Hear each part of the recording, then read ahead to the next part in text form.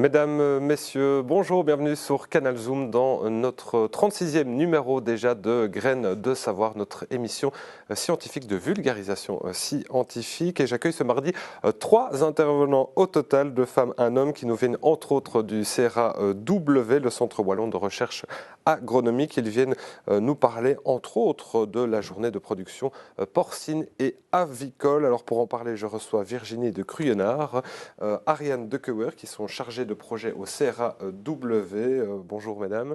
Bonjour. Bonjour. Et un homme, André Théwis, qui est ancien recteur honoraire de la faculté d'agronomie de Gembloux. Bonjour. Bonsoir.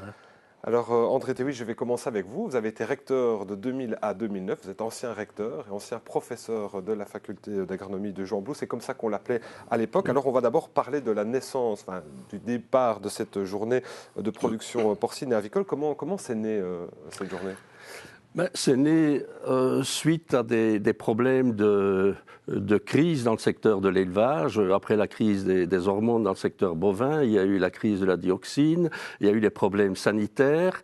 Et d'un autre côté, se développaient en région wallonne à ce moment-là des recherches, notamment sur des productions porcines et avicoles alternatives. Et nous avions une tradition de très bonne collaboration avec le Centre de recherche agronomique de Gembloux, le Centre Wallon de recherche agronomique aujourd'hui. Et donc, vu le succès que rencontrait notre carrefour des productions animales, nous avons décidé de lancer une journée sur les productions porcines et avicoles. C'était aussi l'occasion évidemment de faire des ponts entre une faculté d'agronomie et le Centre Wallon de recherche. Oui, tout à fait. Ceci dit, c'était pas nouveau. Pour le téléspectateur qui ne connaîtrait pas ces deux institutions, on peut peut-être les expliquer, vous les connaissez bien. Oui, moi je les connais depuis 1966 et j'ai toujours pu constater, avec bonheur d'ailleurs, que dans de nombreux secteurs, il y avait une excellente collaboration entre le centre et la faculté. Quelle est la différence entre ces deux institutions ? La faculté dépend de la francophonie, donc de la communauté française, et le centre de recherche dépend aujourd'hui de la région wallonne, du ministère de l'Agriculture de la région wallonne. Il faut savoir que avant 1966, les différentes stations, c'est comme cela qu'on les appelait, les différentes stations du centre de recherche étaient hébergées à la faculté. Et donc, c'est un petit peu tout cela qui a créé cette connivence.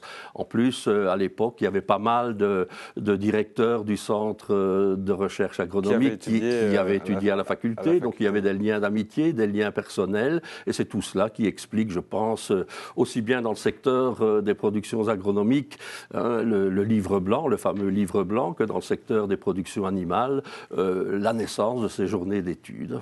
Alors Virginie de Cruyenard, je me tourne vers vous. Vous êtes chargée donc de projet au CRAW. Alors on va revenir évidemment sur cette journée qui avait lieu le 21 novembre 2018. C'était quoi la thématique principale cette année ? Alors la thématique principale était une Wallonie durable et équitable au travers de ces élevages, et on abordait plus spécifiquement l'importance de soutenir les productions locales au travers de cette journée, et notamment de mettre en évidence les enjeux sociétaux face auxquels les éleveurs doivent faire face actuellement.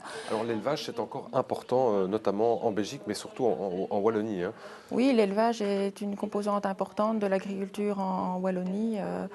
À peu près 60%, si je ne m'abuse, des fermes possèdent des productions d'élevage. Donc c'est quelque chose économiquement qui est important. Alors il y avait notamment des éleveurs qui étaient à cette journée. C'était quoi l'objectif de cette journée ? De présenter différents travaux de recherche, mais pas seulement ? Pas seulement. Donc l'objectif de cette journée était de mettre en avant toutes les composantes qui pouvaient relatives au bien-être des animaux d'élevage dans les productions porcines et avicoles. Différents thèmes ont été abordés, notamment le non-épointage des becs chez les poules pondeuses, la non-coupe des queues chez les porcelets, encadrées, les mises bas en liberté, les parcours volailles. Une autre thématique a été abordée, c'est une thématique qui est d'actualité, c'est la compétition entre les animaux et les hommes par rapport à la ressource alimentaire, avec une question en fond, est-ce que les productions de monogastriques sont trop compétitives par rapport à la ressource alimentaire pour l'homme? Ça veut dire qu'on prête de plus en plus attention, notamment au bien-être animal. C'est une demande aussi de la société civile? C'est une demande de la société civile. On doit inclure les composantes de bien-être animal dans des élevages qui sont respectueux de l'environnement et qui ont une belle image pour la société. Alors on va parler notamment d'un exemple concret avec vous, c'est le parcours de poulet de chair. Est-ce que vous savez nous expliquer? M. Tewis nous a dit que les productions en Wallonie étaient plutôt de type alternative. Et effectivement, dans les productions de volailles, une des productions alternatives, ce sont de produire des poulets de chair plein air. Qui dit plein air dit que les volailles ont à disposition une prairie, un parcours.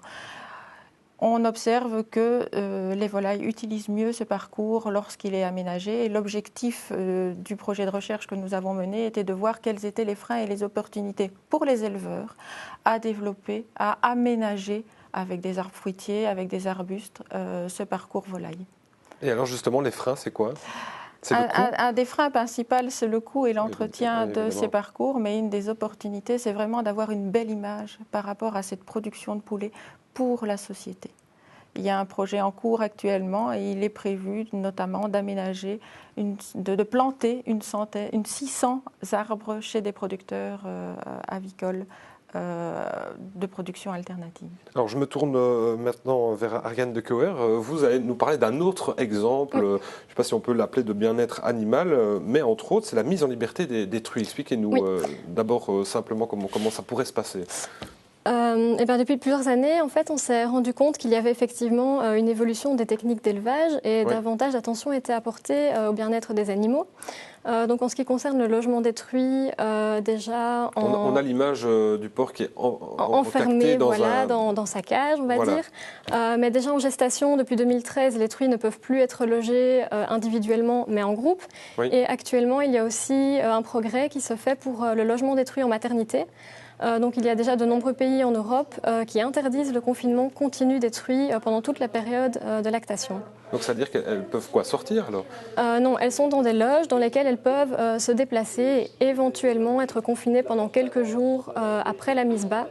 Mais sinon, elles ont la place de se déplacer, elles peuvent se déplacer, pardon. Et généralement, ce sont des loges qui ont une superficie environ de 7 mètres carrés. Alors, il y a notamment un projet, vous avez été d'ailleurs en Autriche pour voir ça, qui va être développé par le CRAW. Oui, donc le CRA, effectivement, s'est rendu en Autriche en janvier 2018 pour pouvoir visiter 2 exploitations porcines et voir différents modèles de loges de mise bas. Donc il y a une loge effectivement qui a davantage attiré l'attention. Il s'agit de la loge Welcome Bio de Schower, qui est actuellement en train d'être installée chez un éleveur bio en Wallonie. Et donc l'objectif du CRA par rapport à ça, ça va être d'analyser les performances de ce système, d'observer le comportement des animaux dans ces loges, et ça va éventuellement permettre aux éleveurs intéressés par cette thématique d'aller voir directement sur le terrain ces loges de mise bas avec liberté pour les truies. Ça veut dire qu'il faut travailler directement avec les éleveurs? J'imagine pour les convaincre d'utiliser par exemple ce système. Oui, c'est vrai que ça peut être un petit peu compliqué parce que depuis de nombreuses années, ils sont habitués à avoir leur loge en maternité des truies confinées. Donc c'est vrai que ça peut demander un certain temps d'adaptation. Effectivement, c'est des loges qui vont prendre plus de place en maternité, qui ont aussi un certain coût. Donc il va falloir toute une période d'adaptation par rapport à ça. Donc il faut essayer de motiver les éleveurs pour installer ce système. Ça peut être vraiment bénéfique pour eux par rapport notamment aux consommateurs qui sont de plus en plus attentifs à des produits de qualité, à des produits locaux et issus d'élevage effectivement qui sont attentifs au bien-être des animaux. Alors Virginie de Cruenard, c'est vrai qu'on voit cette évolution évidemment dans le grand public. Comment le Centre Wallon de recherche agronomique peut répondre à ces questions? C'est avec ce type de projet?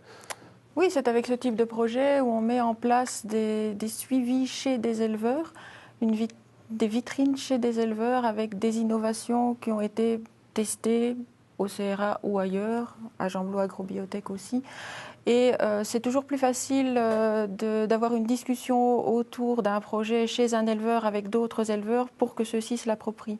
Et donc, effectivement, cette façon de faire est vraiment bénéfique pour faire passer une innovation d'un centre de recherche, d'une recherche vers le terrain en tout cas. Alors évidemment, on travaille sur de la recherche chez vous, mais est-ce que vous avez parfois des contacts avec des éleveurs pour voir parfois les retours? J'imagine que vous testez ça aussi chez des éleveurs directement à la ferme.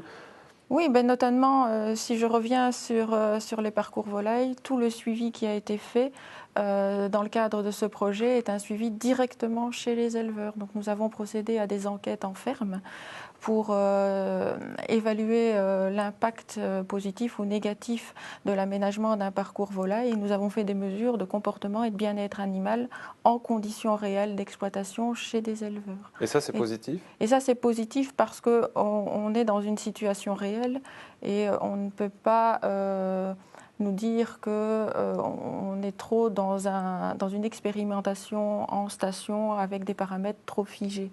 Donc là, on se met vraiment sur le terrain et on fait partager justement à l'occasion de journées portes ouvertes ou de restitution chez l'éleveur les avancées des observations faites. Donc cette journée, c'était la 18e cette année, la 18e édition, est utile? Je crois bien qu'elle est utile. En tout cas, le public était présent. Le public a répondu présent cette année et les questions qui ont été posées dans la salle au cours des différentes interventions, les discussions qui ont eu lieu après la journée montrent que diffuser de l'information est toujours quelque chose qui est bénéfique en tout cas. Merci André Théoui. Je propose de conclure avec vous. Il nous reste moins d'1 minute 30. Alors c'est vrai que l'actualité, c'était aussi cette marche hier qui a réuni entre 65 et 75 000 personnes. Comment vous voyez, vous qui avez été recteur ici de la faculté de 2000 à 2009, comment vous voyez cette évolution? On sent dans les mentalités. On voit d'ailleurs qu'il y a de plus en plus d'étudiants qui viennent non pas du milieu agricole, mais qui viennent avec plutôt des interrogations, en tout cas environnementales. C'est réjouissant de voir cela, c'est encourageant. Il y a des défis évidemment avec tout ça. Oui, il y a des défis. J'espère que le monde politique l'entendra. Et on peut quand même être inquiet lorsque on entend le président des États-Unis, le président du Brésil aujourd'hui, qui sont quand même deux grandes nations, et le Brésil en particulier est très importante pour la protection de l'environnement avec la forêt amazonienne. Aux États-Unis, l'économie a quand même son impact environnemental très très grand. J'espère que ces marches vont se développer un peu partout dans le monde et que les femmes et les hommes politiques suivront. Et on voit aussi une évolution, c'est ça que je voulais aussi vous demander, évidemment au sein de la faculté. On sent quand même des professeurs aujourd'hui qui sont bien plus ouverts sur cette question. Oui, mais c'est indispensable. Et je pense que des travaux de recherche sont nécessaires pour travailler. Je pense que oui, c'est extrêmement important. Il faut quantifier ces impacts de l'agriculture, de l'élevage sur l'environnement pour pouvoir y remédier et pas uniquement se baser sur des sentiments. Merci beaucoup André Théoui. Je vais conclure avec vous deux, mesdames. Aussi au Centre Wallon de Recherche Agronomique, au CRAW, on sent que ces questions-là arrivent sur la table de plus en plus? Peut-être Ariane de Keuwer en premier. Oui, effectivement. Notamment le bien-être animal, ça reste quand même une thématique de l'unité mode d'élevage, bien-être et qualité, bien sûr. Et donc, Virginie, je ne sais pas. Virginie de Cruonard, vous avez aussi senti, vous, une évolution, évidemment? Oui, il y a une évolution des thèmes de recherche, notamment par rapport au bien-être animal, comme vient de le dire Ariane, mais aussi par rapport à la quantification des émissions de gaz à effet de serre, par rapport au mode d'élevage mis en place. Non. Et c'est là qu'un centre wallon de recherche, évidemment, est important pour pouvoir travailler sur ces thématiques. Merci en tout cas à vous trois d'être venus, d'avoir répondu à notre invitation ici à Canal Zoom. C'est la fin de ce magazine d'information scientifique. Merci de nous avoir suivis. Je vous souhaite une excellente soirée. N'hésitez pas évidemment à revoir cette émission sur nos réseaux sociaux via notre site internet www.canalzoom.be. C'était ici qu'on se quitte. Au revoir.